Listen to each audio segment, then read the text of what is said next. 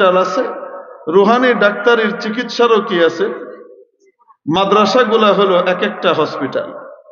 এমনি ভাবে হক্কানি পীর মাশায়েখের যে খানকাগুলা আছে সেগুলোও হলো একটা রুহানি রোগের হসপিটাল।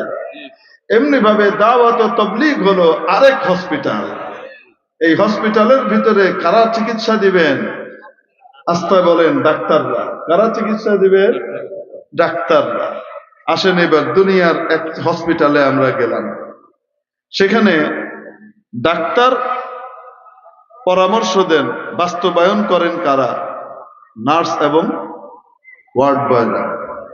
অনেক ওয়ার্ড বয় অনেক পুরনো থাকে, এত অভিজ্ঞ থাকে, অনেক নতুন ডাক্তারের চাইতেও প্র্যাকটিক্যাল জ্ঞান তার বেশি থাকে। অনেক সময় হয় কি হয় না? প্র্যাকটিক্যাল জ্ঞান, পুঁথিগত জ্ঞান না। অনেক সময় এমন হয় যে রোগীর ভেইন পাওয়া যাচ্ছে না, শরীরে পানি চলে এসেছে, চর্বি জমে একেবারে ফুলে গেছে, কোনোভাবে ভেইন পাওয়া যাচ্ছে না, যেখানে ক্যানোলা করবে, আইভি করবে, ইনজেকশন দিবে, পাওয়া যাচ্ছে না, কোনোভাবেই দেখা যায় না, এভাবে সেভাবে কোনোভাবে পাওয়া যাচ্ছে না। মাঝে মাঝে কিছু অভিজ্ঞ নার্স এবং ওয়ার্ড বয় এমন থাকে, একেবারে অনুমানের ভিত্তিতে 100% অনুমানের ভিত্তিতে সে কি করে? সুচটা দেয়, একবারে একেবারে ভেইন পেয়ে যায়। হয় কি হয় না? এত অভিজ্ঞ।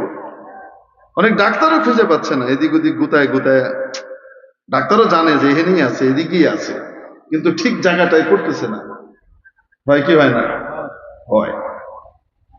এখন মনে করেন কোন হসপিটালের ওয়ার্ড বয় আর নার্সরা যদি মনে করে আমরা অনেক পুরনো, অতএব এই নতুন চ্যাংড়া ডাক্তারদের আর দরকার নেই, এখন ডাক্তার ছাড়াই আমরা ট্রিটমেন্ট করব, ডাক্তাররা খালি উল্টাপাল্টা করে, দমকা, এই করে সেই করে, একবার এটা কয় একবার এটা কয়, এখন আর ডাক্তার লাগবে না, হসপিটাল আমরাই চালাবো। চলবে? মানুষ সুস্থ হবে না কবরস্থানে যাইব? বুঝেননি কি করে? অভিজ্ঞতা কিন্তু তার অনেক বেশি, কিন্তু ওই অভিজ্ঞতা তখন দামি হবে যখন ডাক্তারের তত্ত্বাবধানে থাকবে। প্রেসক্রিপশন দেওয়ার অথরিটি কিন্তু তার নাই। প্রেসক্রিপশন দিবে কে? ডাক্তার, সে যত পুরানাই হোক।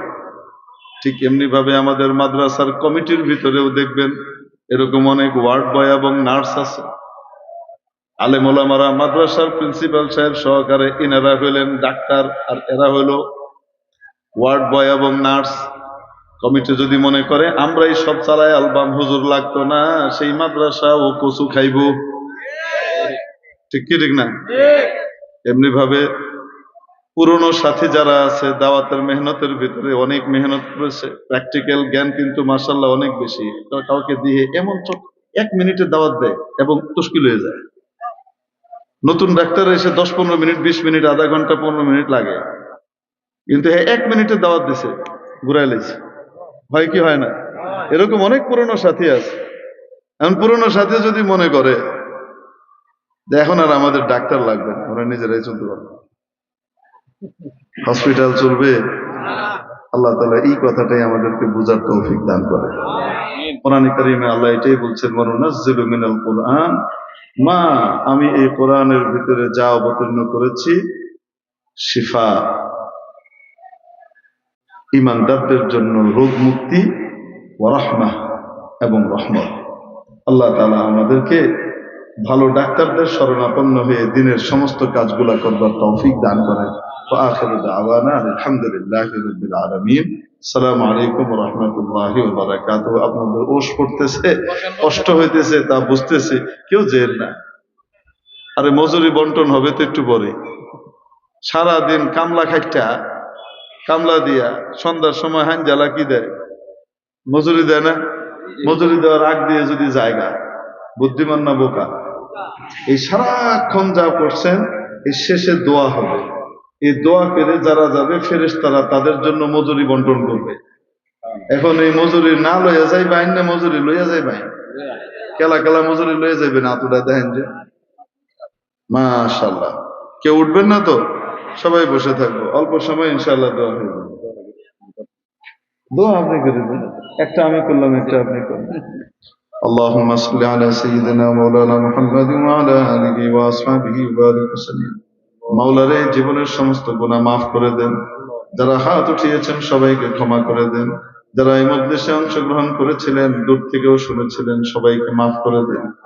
তাদের সকলের দুনিয়া আখিরাতের ইজ্জতের ফয়সালা করে দেন। হে আল্লাহ, যারা বলেছি, যারা শুনেছি, সকলকে হিদায়াত নসিব করে দেন। মওলাই কারীম, অসুস্থদেরকে সুস্থ করে দেন, ঋণগ্রস্তকে ঋণ মুক্ত করে দেন, অভাবের অভাবকে দূর করে দেন, হালাল এবং প্রশস্ত রিজিকের ফয়সালা করে দেন। আয় আল্লাহ, আমাদের বাবা মা আত্মীয় স্বজন যারা দুনিয়া থেকে চলে গেছেন, মাফ করে দেন। তাদের কবরকে জান্নাতের বাগান বানিয়ে দেন। আব্বা আম্মা ময় মুরব্বী যারা জিন্দা আছেন, নেক হায়াত দারাজ করে দেন। তাদের খেদমত গুজার সন্তান হবার তৌফিক দান করেন।